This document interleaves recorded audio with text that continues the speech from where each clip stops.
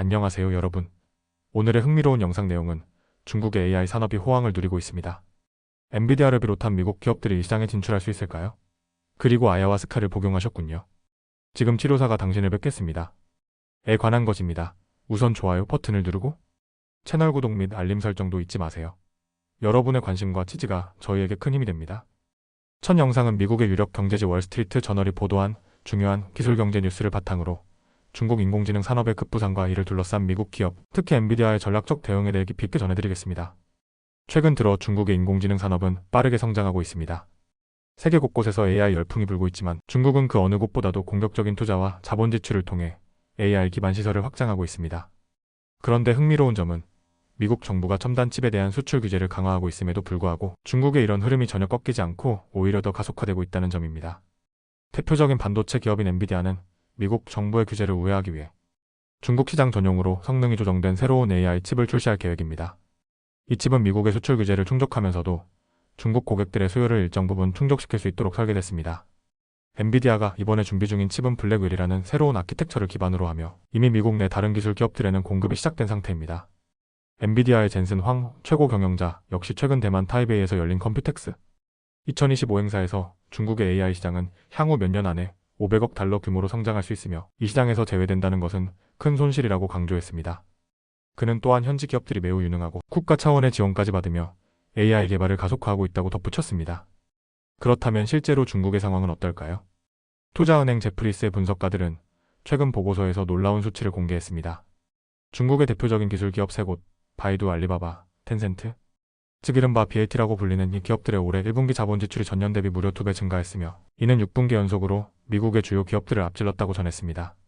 단순한 반짝 투자가 아니라 장기적인 성장 곡선을 그리고 있다는 것이죠. 미국의 클라우드 기업들은 검색 엔진, 쇼핑몰, 운영체제 등 빅클라우드 수익원이 크기 때문에 AI 관련 지출이 상대적으로 분산되는 반면 중국 기업들은 본격적으로 AI에 몰두하고 있다는 설명입니다. 또한 중국은 이미 반도체 재고를 대량 확보해 두었기 때문에 미국의 수출 규제가 강화되더라도 2026년 상반기까지는 무리 없이 데이터 센터 성장을 지속할 수 있을 것이라고 분석가들은 말합니다. 물론 불확실성도 존재합니다. 엔비디아는 이번 수출 규제로 인해 올해 2분기에만 약 80억 달러의 매출 손실을 입을 것으로 예상하고 있습니다. 그러나 제프리스는 이 손실이 단기적일 뿐이며 오히려 새로운 저사양, 칩 출시와 중국 기업들의 적극적인 대응이 시장 흐름을 다시 반등시킬 수 있다고 전망합니다. 실제로 중국의 AI 스타트업들은 이미 창의적인 방식으로 규제를 피하고 있습니다. 고성능 칩 대신 원래 게임용으로 설계된 그래픽카드를 AI 모델 학습에 활용하거나 엔비디아의 과거 수출 규제를 통과했던 H800 칩을 기반으로 한 새로운 모델을 출시하는 방식입니다. 대표적으로 딥시크라는 중국 AI 기업은 작년 말 이러한 전략으로 주목을 받았으며 이후 AI 경쟁이 더 격화되면서 미국 기술주 주가가 한때 급락하는 사태도 있었습니다. 또한 중국의 자체 반도체 생산 능력 역시 향후 1년 내 빠르게 확장될 전망입니다. 특히 7나노미터 칩 생산 용량이 증가하면서 미국산 칩에 대한 의존도를 점차 줄여갈 수 있다는 기대도 커지고 있습니다. 하지만 모든 전문가들이 낙관적인 것은 아닙니다.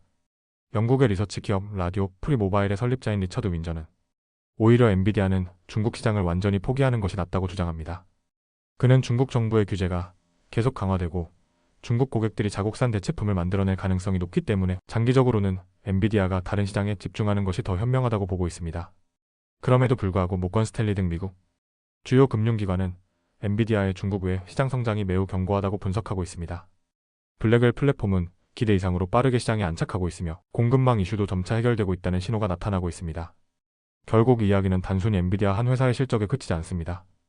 세계 양대 강국의 기술 패권 다툼 속에서 어떤 기업이 전략적으로 잘 대응하며 세계 AI 시장을 선도하게 될 것인가, 그 치열한 경쟁의 최전선을 보여주는 사례라 할 수 있습니다. 앞으로도 미국의 규제, 중국의 대응, 그리고 글로벌 기술 시장의 변화가 어떻게 이어질지 지속적으로 주목해야 할 시점입니다. 다음 영상에서 전해드릴 이야기는 실리콘밸리의 가장 뜨겁고도 조용한 트렌드, 바로 환각제 통합 치료에 관한 이야기입니다. 이 내용은 미국의 대표적인 경제 전문지 월스트리트 저널이 보도한 최신 기사 내용을 바탕으로 구성되었습니다.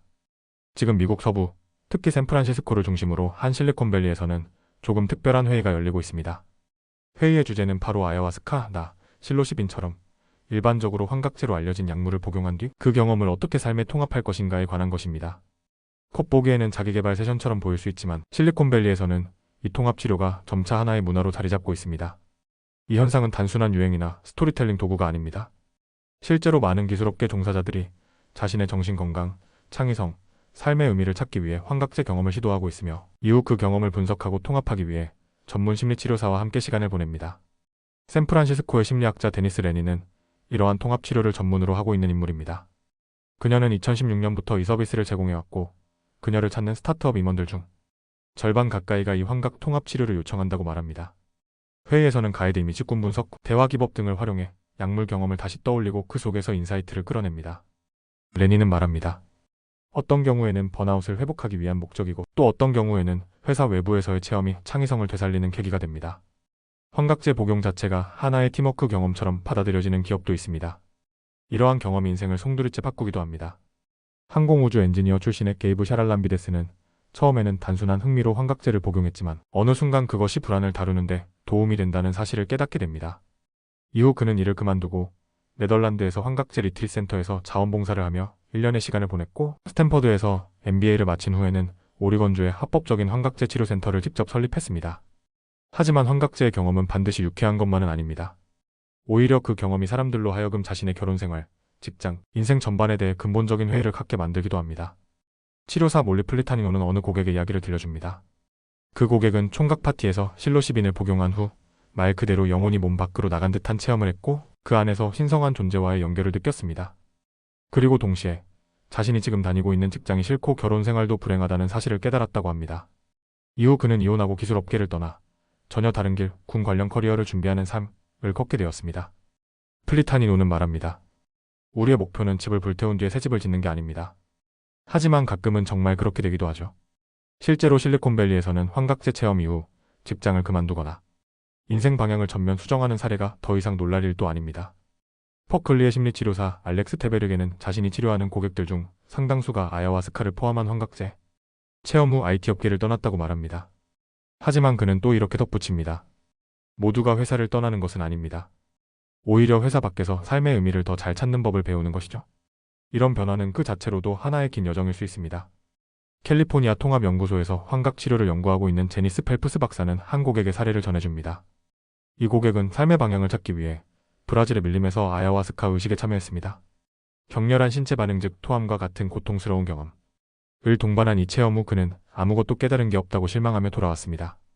하지만 상담을 거듭하면서 그는 아마존에서 토하던 중 문득 떠오른 짧은 생각 하나를 떠올렸고 그것이 바로 그의 인생에서 가장 중요한 깨달음이 되었다고 말했습니다. 어쩌면 인생이란 그저 이 고통을 다른 이들과 함께 견뎌내는 것일지도 모르죠. 결국 실리콘밸리에서 벌어지는 이 새로운 문화는 단순히 약물에 관한 이야기가 아닙니다. 의미와 치유, 자기 이해를 향한 사람들의 갈망, 그리고 일과 삶의 균형에 대한 근본적인 질문을 담고 있는 하나의 흐름입니다. 이제 우리는 묻습니다. 성과와 속도가 지배하는 곳에서 진정한 인간성은 어떻게 회복될 수 있을까요? 환각제 통합이라는 독특한 여정은 어쩌면 그 답을 찾아가는 또 하나의 방식일지도 모릅니다. 오늘은 여기까지입니다. 다음 영상에서 더 유익하고 흥미로운 내용으로 찾아뵙겠습니다. 이 영상은 투자 의견이 아닙니다. 매우 감사합니다.